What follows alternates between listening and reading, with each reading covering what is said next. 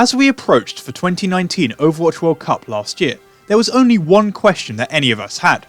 Could anyone defeat Team South Korea?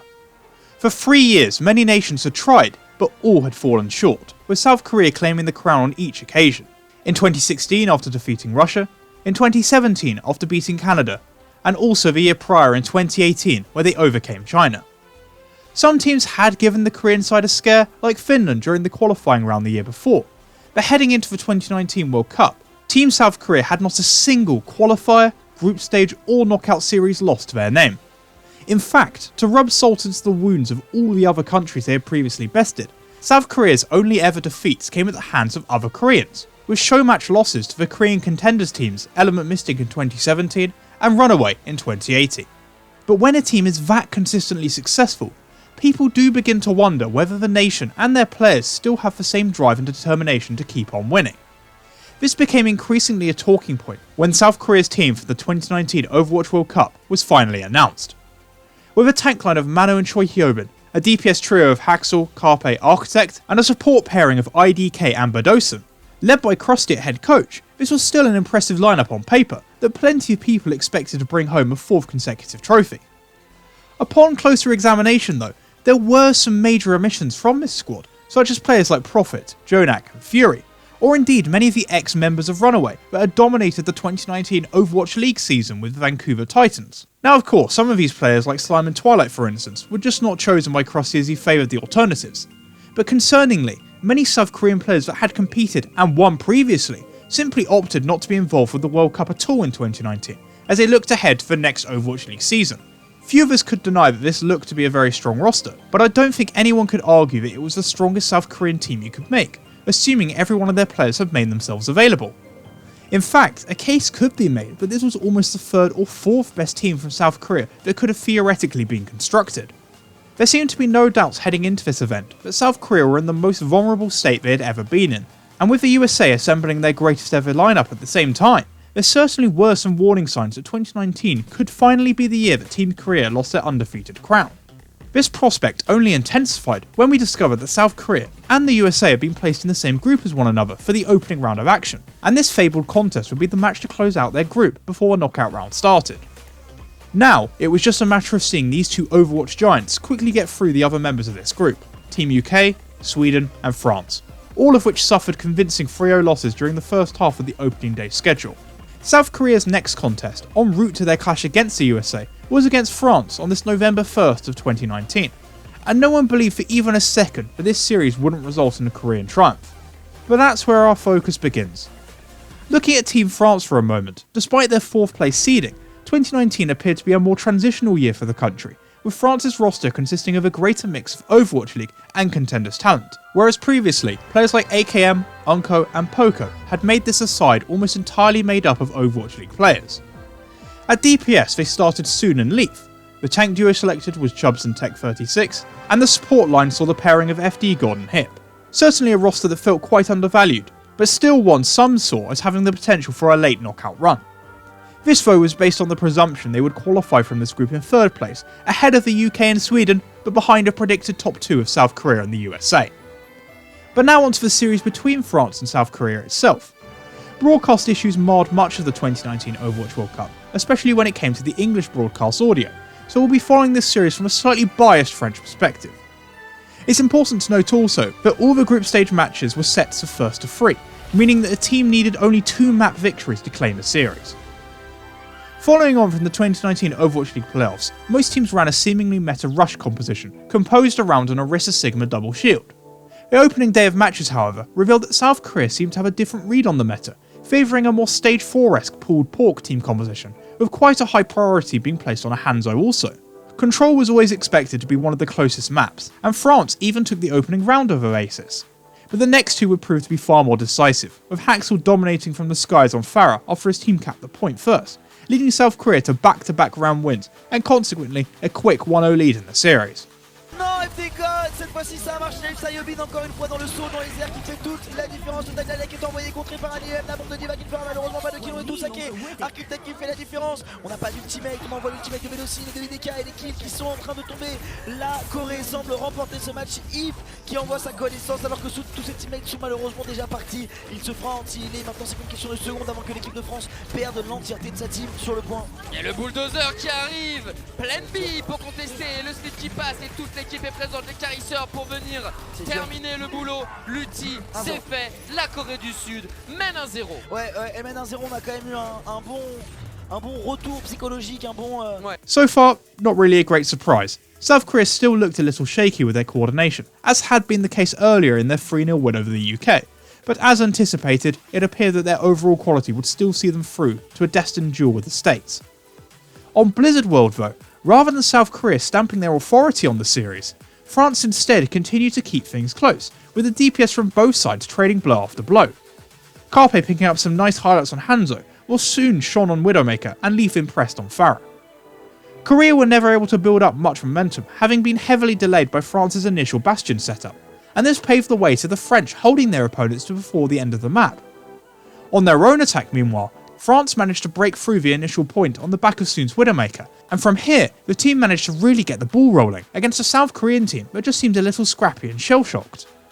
This was emphasised further when the French returned to their pirate ship Bastion comp to try and complete the map, and with everyone executing their roles perfectly, this was a strategy that evidently South Korea had little response to. Sur la troisième partie, 3 minutes de time break, on avait que 1 minute tout à l'heure et on est reparti sur le bateau féroce avec Soon à la mitrailleuse. Le bateau pirate, mesdames et messieurs, manque plus qu'un petit ambiance, Tony. On est en 4-26. Ils y vont, c'est gratos, il n'y a pas d'ultimate défensif. Sayobin il pourra rien faire, il est tout seul en flanking, il a son ultimate, attention quand même à ce carisseur, mais il va être complètement vu, entendu. Et Leaf est là, et voilà, le slip, la halte, c'est fait, la France vient égaliser contre la Corée du Sud, mesdames et messieurs. Alors oui, c'est compliqué, alors oui, c'est difficile, mais là, ton pantalon Hardest, il l'a fait mon petit gars. Tout le monde l'a fait, l'équipe de France. Just like that, the match was now tied at 1-1, and we had arrived at the series decider, which would be on the escort map Route 66. Just one more slip-up and South Korea's unbeaten record would finally come to an end. But we'd been here before, remember? Just a year before. Finland had miraculously taken the Koreans to the brink, but in the end they still prevailed. There was surely no way that France would be the ones to do what no other country had done before. The way this map started, you definitely wouldn't bet on the streak ending, as South Korea came out on their attack viciously, completely dismantling the French Bastion setup twice to quickly pass through the first checkpoint, before Choi Hyobin forced France to completely rethink their strategy by knocking them out with a disgusting graphitic flux, which resulted in a 4K. Soon now switched on to McCree, and behind Chubbs and Tech, the three finally managed to halt South Korea's rapid advance through the second section of the map. From here though, momentum really seemed to completely flip, with the Koreans now finding themselves unable to break through the double shield defence from the French contenders' tank pair, allowing Leaf to rain down justice from above, while Soon started to get back into the groove with headshot after headshot on the Cowboy. 4 minutes in the time mech just seemed to evaporate, and before we knew it, France had held South Korea to before the second checkpoint, an incredibly winnable objective distance. This is the stage where the series really got tense, with France again opting to try and start out on their Bastion setup. By this point though, the Koreans seemed to have worked it out, and unlike their attack, the French just seemed to only crawl through the map's first section. With just a minute left on the clock, it finally looked like they would be able to just about reach the first checkpoint, as both teams dumped many of their ultimates into one big teamfight. But then Carpe and Choi miraculously managed to turn the tides in their favour, sending half of the French players back to spawn. It was at this moment that FD God stole the limelight on his famously aggressive Lucio, firstly shutting down Carpe before finding a melee kill onto Badosin in the backline, and then another pick onto Architect on the flank. These kills completely unbalanced South Korea's defensive stand, allowing for the respawning French reinforcements to finally arrive, advancing the payload through the first section with just a second left in the time bank. 60 seconds earlier, it looked like Team Korea were about to eke out a victory over a France team that looked to have run out of steam. But now they look more alive than ever, and a halt from Chubbs at the start of the second section would set in motion a historic moment in Overwatch World Cup history. Soon qui s'enfuit, petite hâte. Oh à plus. Architect qui vient de se faire, Gérard Majaxé, Soon qui prend les hauteurs, l'éclose mortelle qui vient au présent, mais beaucoup de pression en force de l'anoboost justement sur Carpe Et l'éclosion mortelle, offensive. c'est parti, qui fleurit dans le camp de la Corée du Sud. Carpet qui prend un kill quand même, on est très lâche du côté du chef, du teammate de Leaf, il est tellement bien placé, vas-y petit gars, appuie sur le bouton. One Punch Man. Let's go. Leaf qui fait les kills, 10 kills d'affilée pour Leaf, mesdames et messieurs. Lui qui a été managé par Faya pendant des années, Tech à son ultimate, ils peuvent leur refaire la même chose sur la hauteur. Allez, Tech va être sur la hauteur, ils vont les bloquer d'être sur le point, ils vont les bloquer, on est à 3 mètres, on est à 2 mètres, Tech pourrait juste ulti sur le point et c'est fini. Attention, le point d'enfer, Architect qui tombe. Architect qui tombe. Le bulldozer de Joevin qui va tomber également. Utiliser les ressources, les mecs. Allez, c'est parti. La connaissance. C'est fait. L'équipe de France qui bat la Corée du Sud. Mais c'était sûr, en fait, la France qui l'emporte. After 4 years, it had finally happened. South Korea had been defeated. Not by the USA, not by Canada, not by China, but by France. This French team had put in a brilliant performance, with each player really stepping up and delivering this historic result. While Soon and Hip had played really well, particular mention was heralded to France's contenders players, with every one of them putting on a very impressive display. Leaf at times was just unstoppable, and proved to be a major headache for the Koreans alongside Soon. The tank line of Chubbs and Tech held up surprisingly well against a brilliant opposition pair of Mano and Choi, with their play particularly stepping up as the series developed. Then lastly there was SD God, who really demonstrated his ability to the world watching, with some of the plays seen here being ones we'd become accustomed to seeing in the Overwatch League throughout 2020. The series had been an intense and hard-fought affair by both sides, but in the end, the best team on the day had deservedly won. South Korea simply did not look prepared enough for the meta at this stage of the 2019 World Cup, and with their unbeaten mystique finally shattered, it seemed inevitable that further losses would follow, and that previously hyped up series against the USA now predictably ended in a 3-0 blowout.